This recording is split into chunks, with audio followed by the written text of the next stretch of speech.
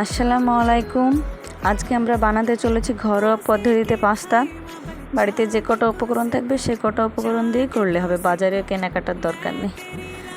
2 cup জল এবং 1 cup pasta দিয়ে দেব এবং তার সঙ্গে অল্প পরিমাণ লবণ আর সরিষার তেল দিয়ে দেবো, যাতে একসঙ্গে না লেগে যায় গায়ের সঙ্গে। আর পাস্তাটি 80% সেদ্ধ করে নেবেন। 80% সিদ্ধ হয়ে গেলে সেটি তুলে নেবেন। এরপর একটি কড়াইতে সামান্য মতো সরিষার তেল দিয়ে দেবেন এবং তারপরে ডিমটিকে ভেজে নেবেন।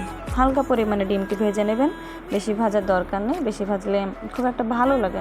আপনাদের নিজের মুখের স্বাদ মতো ডিমটা কেমন খেতে চান সেভাবে ভেজে নেবেন। আজকে আমরা কিন্তু ঘরোয়া পদ্ধতিতে হেলদি পাস্তা বানাতে চলেছি। ভিডিওটি যদি ভালো লাগে তো অবশ্যই ভিডিওটি সাবস্ক্রাইব করে দেবেন। তারপর ডিমটা ঝুরি হয়ে গেলে আমরা তুলে নেব এবং তারপর কড়াইতে আবার তেল দিয়ে দেবো। তেল দেওয়া হয়ে গেলে, তেলটি হালকা পরিমাণ গরম হয়ে গেলে তাতে আমরা দিয়ে দেব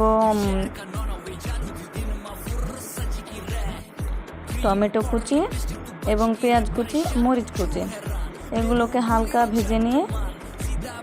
ভেজে নিতে হবে।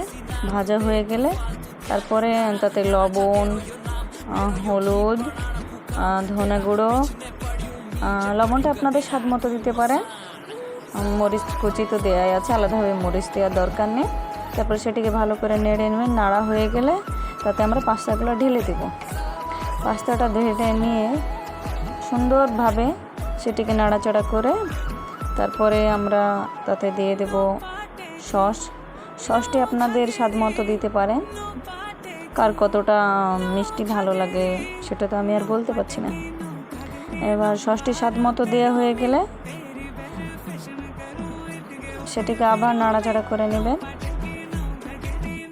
আর হ্যাঁ, একটি কথা না বললে নয়, আমি ভিডিওটি ভালো করে শ্যুট করতে পারিনি, কারণ যেহেতু আমি একা আর ক্যামেরা ধরার কেউ নেই। তারপরে ডিম কুচিটা দিয়ে দেবেন। ডিম কুচিটা দিয়ে একটু ভালো করে নাড়া হয়ে গেলে রেডি পাস্তা।